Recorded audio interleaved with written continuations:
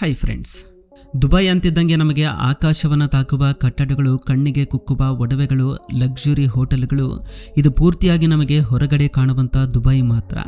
ಆದರೆ ಈ ದುಬೈನ ಒಳಗಡೆ ಯಾರಿಗೂ ತಿಳಿಯದ ಅನೇಕ ಕರಾಳ ಘಟನೆಗಳು ನಡೆಯುತ್ತವೆ. ಅದು ನಮಗೆ ಯಾವುದೇ ನ್ಯೂಸ್ ಚಾನಲ್ಸ್ಗಳಲ್ಲೂ ಪ್ರಸಾರ ಆಗಲ್ಲ. ಅದು ಯಾಕೆ ಅಂತ ಈ ವಿಡಿಯೋದಲ್ಲಿ ನೋಡ್ತಾ ನಿಮಗೆ ಅರ್ಥ ಆಗುತ್ತೆ. ಹೀಗೆ ದುಬೈನ ಬಗ್ಗೆ ನಿಮಗೆ ಇಲ್ಲಿಯವರೆಗೂ ಯಾರು ಹೇಳದೇ ಇರುವಂತಹ ವಿಷಯಗಳನ್ನು ಈ ವಿಡಿಯೋದಲ್ಲಿ ತಿಳ್ಕೊಳ್ಳೋಣ. ನಿಮ್ಮಲ್ಲಿ ಯಾರಾದರೂ ದುಬೈಗೆ ಹೋಗ್ತಾ ಇದ್ರೆ ಅವರಿಗೆ ಖಂಡಿತವಾಗ್ಲೂ ಈ ವಿಡಿಯೋವನ್ನು ಶೇರ್ ಮಾಡಿ. ನೀವೆಲ್ಲ ನೋಡಿರ್ತೀರಾ, ದುಬೈಗೆ ಹೋಗಿ ಕೆಲಸಕ್ಕೆ ಸೇರಿಕೊಂಡ್ರೆ ತುಂಬ ಚೆನ್ನಾಗಿರ್ಬೋದು, ಒಳ್ಳೆ ಹಣ ಸಂಪಾದಿಸಬಹುದು ಅಂತ. ಆದರೆ ದುಬೈನ ಅಸಲಿ ಸತ್ಯವನ್ನು ಕೇಳಿದ್ರೆ ನೀವು ಬೆಚ್ಚಿ ಬೀಳ್ತೀರಾ. ಹೌದು, ನಮಗೆ ದುಬೈನಲ್ಲಿರುವಂತಹ ಅತಿ ಎತ್ತರದ ಬಿಲ್ಡಿಂಗ್ಸ್ಗಳನ್ನು ನೋಡೋಕೆ ತುಂಬ ಚೆನ್ನಾಗಿ ಕಾಣಿಸುತ್ತೆ. ಆದರೆ ಆ ಎತ್ತರದ ಕಟ್ಟಡಗಳ ಹಿಂದೆ ಯಾರಿಗೂ ಕಾಣದ ಅದೆಷ್ಟೋ ನೋವುಗಳು ಅಡಗಿಕೊಂಡಿವೆ. ನಮ್ಮ ಭಾರತ ದೇಶದಿಂದ ತುಂಬಾ ಜನ ಹಣ ಸಂಪಾದಿಸೋಕೆ ಅಂತ ಬೇರೆ ಬೇರೆ ದೇಶಗಳಿಗೆ ಹೋಗ್ತಾ ಇರ್ತಾರೆ. ಅದರಲ್ಲಿ ನಮ್ಮ ಭಾರತೀಯರು ಹೆಚ್ಚಾಗಿ ಇಷ್ಟಪಟ್ಟು ಹೋಗೋದೇ ದುಬೈಗೆ. ಯಾಕಂದ್ರೆ ಭಾರತೀಯರಿಗೆ ದುಬೈನಲ್ಲಿ ಆದಷ್ಟು ಬೇಗ ಕೆಲಸ ಸಿಗುತ್ತೆ ಅನ್ನೋ ಕಾರಣಕ್ಕೆ ಈ ತರ ತುಂಬಾ ಜನ ಬ್ರೋಕರ್ಸ್ಗಳು ಬಾಂಗ್ಲಾದೇಶ್ ಮತ್ತು ಭಾರತ ದೇಶದ ಜನಗಳಿಗೆ ದುಬೈನಲ್ಲಿ ನಿಮಗೆ ಒಳ್ಳೆ ಕೆಲಸ ಕೊಡಿಸ್ತೀವಿ, ಅತಿ ಹೆಚ್ಚು ಸಂಬಳ ಸಿಗೋ ಕೆಲಸಕ್ಕೆ ಸೇರಿಸ್ತೀವಿ, ನಿಮ್ಮ ಜೀವನ ತುಂಬಾ ಚೆನ್ನಾಗಿರುತ್ತೆ ಅಂತ ಆಸೆಯನ್ನ ಹುಟ್ಟಿಸಿ ಅವರನ್ನು ದುಬೈಗೆ ಕರ್ಕೊಂಡು ಬರ್ತಾರೆ.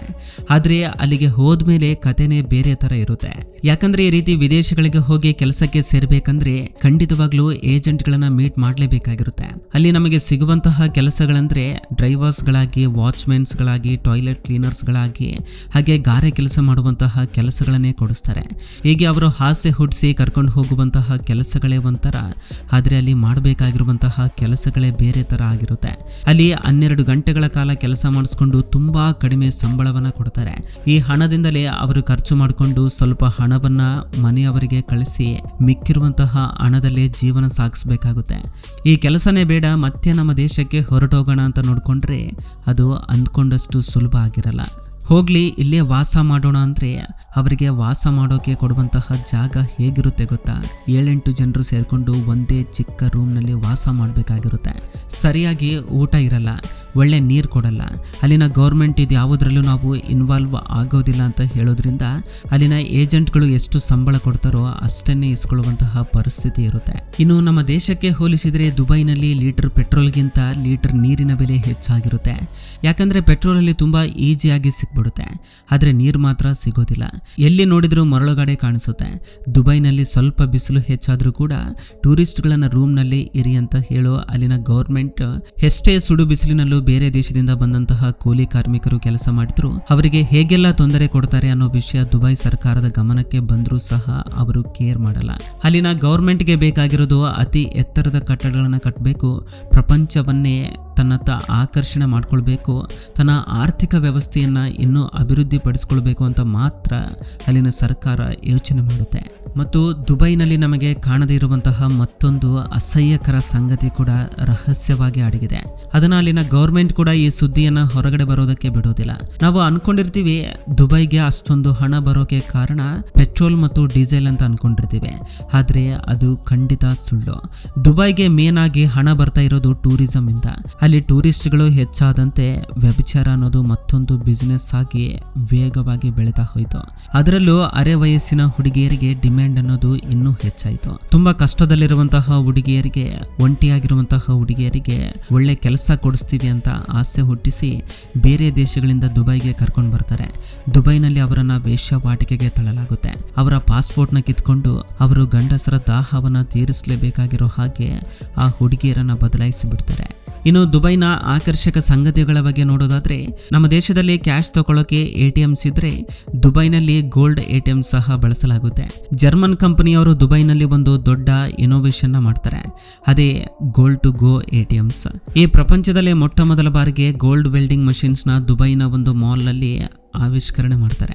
ಈ ATM ನಲ್ಲಿ 24 ಕ್ಯಾರೆಟ್ ಗೋಲ್ಡ್ ಅನ್ನೋದು ಯಾವ ಡಿಸೈನ್ ನಲ್ಲಿ ಬೇಕೋ ಆ ಡಿಸೈನ್ ನಲ್ಲಿ ಚಿನ್ನವನ್ನ ಡ್ರಾ ಮಾಡ್ಕೊಳ್ಬಹುದು.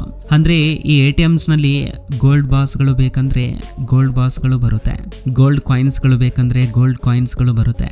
ಅದೇ ರೀತಿ ಗೋಲ್ಡ್ ಜ್ಯುವೆಲರೀಸ್ ಅನ್ನ ಸಹ ಈ ATM ನಿಂದ ಡ್ರಾ ಮಾಡ್ಕೊಳ್ಬಹುದು. ಈ ಗೋಲ್ಡ್ ATMs ಗಳು ಇನ್ನೇನು ನಮ್ಮ ಇಂಡಿಯಾಗೂ ಕೂಡ ಬರುತ್ತೆ ಅಂತ ಹೇಳಲಾಗುತ್ತೆ. ದುಬೈನಲ್ಲಿ ವಾಸ ಮಾಡುವಂತಹ ಶ್ರೀಮಂತರು ಅವರು ಬಳಸುವ ಬ್ರಷ್ನಿಂದ ಹಿಡಿದು ಹಾಕ್ಕೊಳ್ಳುವ ಶೂವರೆಗೂ ಎಲ್ಲವೂ ಚಿನ್ನದಿಂದಲೇ ಮಾಡಿರ್ತಾರೆ. ಇನ್ನು ದಿನಪೂರ್ತಿ ಅವರು ಇಷ್ಟಪಟ್ಟು ಬಳಸುವಂತಹ ಫೋನ್ಗಳು ಹೇಗಿರ್ಬೋದು ಹೇಳಿ. ದುಬೈನ ಜನಗಳು ಉಪಯೋಗಿಸುವಂತಹ ಚಿನ್ನದ ಫೋನ್ಗಳಲ್ಲಿ 18 ಕ್ಯಾರೆಟ್ ವೈಟ್ ಗೋಲ್ಡ್ ಅನ್ನು ಬಳಸ್ತಾರೆ. ಈ ಫೋನ್ಗಳು ಕೋಟ್ಯಾಂತರ ರೂಪಾಯಿ ಬೆಲೆ ಬಾಳುತ್ತವೆ. ದುಬೈನಲ್ಲಿ ಅತಿ ಹೆಚ್ಚು ಶ್ರೀಮಂತರು ಚಿನ್ನದಿಂದ ಮಾಡಲ್ಪಟ್ಟಿರುವಂತಹ ಕಾರುಗಳನ್ನೇ ಹೆಚ್ಚಾಗಿ ಬಳಸ್ತಾರೆ. ಈ ಬಂಗಾರದ ಕಾರುಗಳು ದುಬೈನಲ್ಲಿ ಕಾಣಿಸೋದು ಹೊಸದೇನಲ್ಲ.